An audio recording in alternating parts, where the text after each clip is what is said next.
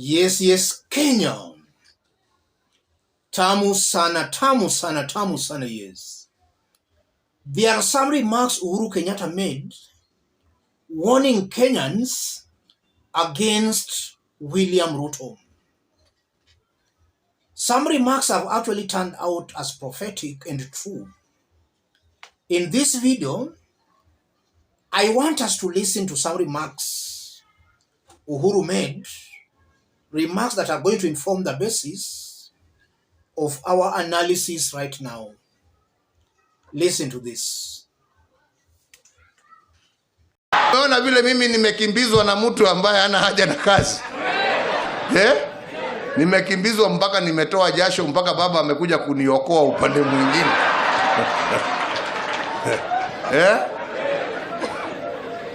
Si mnaelewa vile nasema? Haja ni mtu ambaye ako na roho ya wananchi. Haja ni mtu mtulivu. Haja ni mtu ambaye hana haja kukimbiza mapesa. Haja ni mtu ambaye hana kukimbiza bibi za wengine na mambo mengine, si ndio hiyo? Na mtu mtulivu ambaye focus yake itakuwa kazi yake. Yes, that was Uhuru Kenyatta before last year's elections. And if you look on how Kenyans voted, then a good number, if not a majority, were of the same opinion with Uhuru Kenyatta. And I'm saying that because if you look at the 8 regions in our country,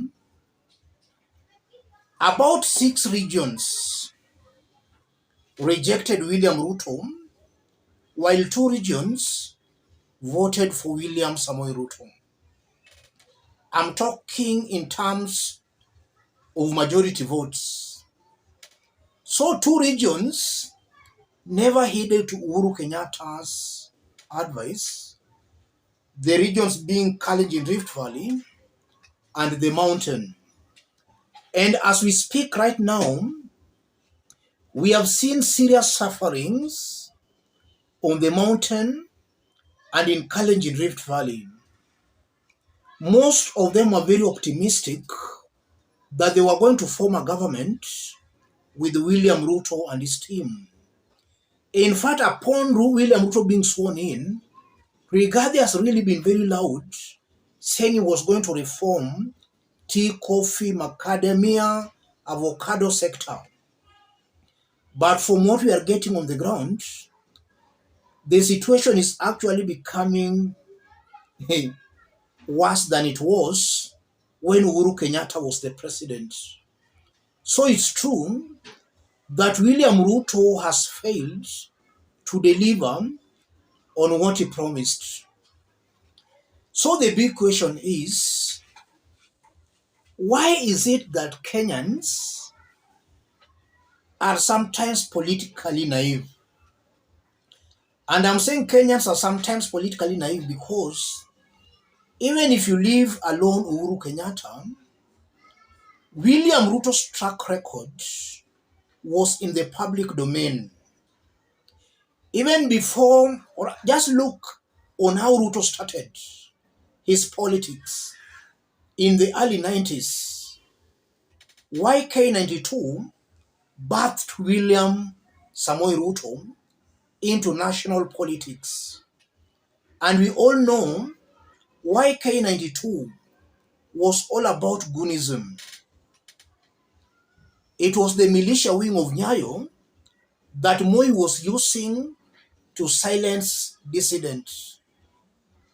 That's how William Ruto was birthed into national politics. In 2013, when Ruto and Uhuru formed government, all the positions William Ruto was given, he only gave those positions to Kalenjins. These are issues in the public domain, and I'm just saying the truth as it is.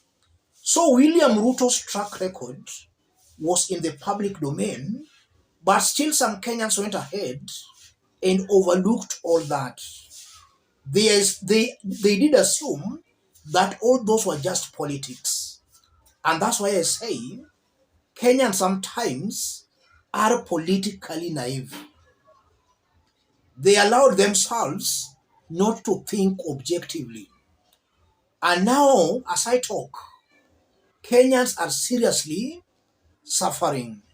We are seeing a government that is constantly blaming the previous regime, while it's a fact that upon this government coming into power, they have made so many stupid economic policies and blunders that have actually led us to where we are.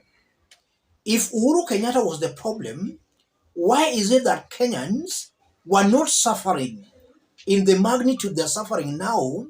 Why were they not suffering in Uhuru Kenyatta's government the way they're suffering today? So those are just politics being played by William Ruto and his team. But above all, ladies and gentlemen, the next election is approaching and it's coming very, very fast. If Kenyans make a mistake of giving William Ruto another term, and it's important I highlight on this, if Kenyans make a mistake of giving William Ruto another term, Ruto will change the constitution. He will become a life president. That's something Kenyans should know in advance.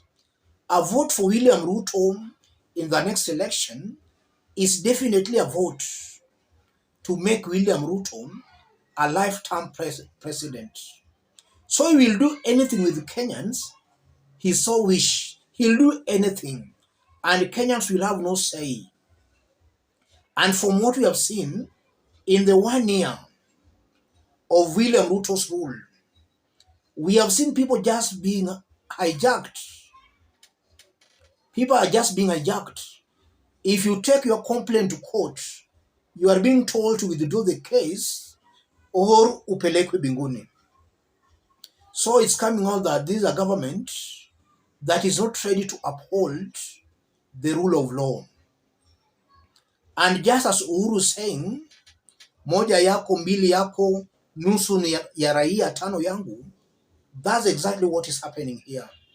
We have seen members of parliament, William Ruto and his team, they intend on increasing their salaries, while at the same time, we are seeing economic activities such as kazi mtani. William Ruto has already done away with that economic activity, rendering very poor Kenyans jobless. We are seeing a lot of wastage in this government, unnecessary domestic and foreign trips, all being footed by the so-called hustlers. William Ruto intends on creating additional positions and already has created more positions of PSS and also CASS. Ruto has got this intention of creating jobs for his friends at the expense of hustlers. So Uhuru Kenyatta actually warned Kenyans, and his warnings have actually come out as true. They are prophetic. Uhuru worked with William Ruto. He knows William Ruto very well. That's why he never supported William Ruto. Raila worked with William Ruto. Raila had to sack William Ruto because of corruption, the Maize scandal. This political class, they know one another better. Us on the ground down here, we don't know these politicians. So actually we should be looking at a leader's track record. Ruto's track record was in the public domain. How I wish Kenyans should wake up, should not make the same blunder. And for Kenyans not to make the same blunder, and this is something I also keep on repeating here, any leader supporting William Ruto, be that person an aspirant or an elected leader defending his or her seat, that's a person who should be rejected by Kenyans. They are the ones giving William Ruto the powers the strength to oppress Kenyans. Just look what happened with Finance Bill 2023. It's these so-called leaders who passed that bill. So whether a leader is performing on the ground or not, as long as that leader is supporting William Ruto, that leader has to be rejected. Because by supporting that leader will support William Ruto's punitive policies. There are so many good leaders on the ground who can actually stand for the people. Let me stop it there, ladies and gentlemen. If you are watching us but you have not yet subscribed, subscribe, give this video a like. In case you want to support our forum, feel free to channel your support to that number below. Let's meet in our next analysis. Thank you. God bless you. God bless Kenya.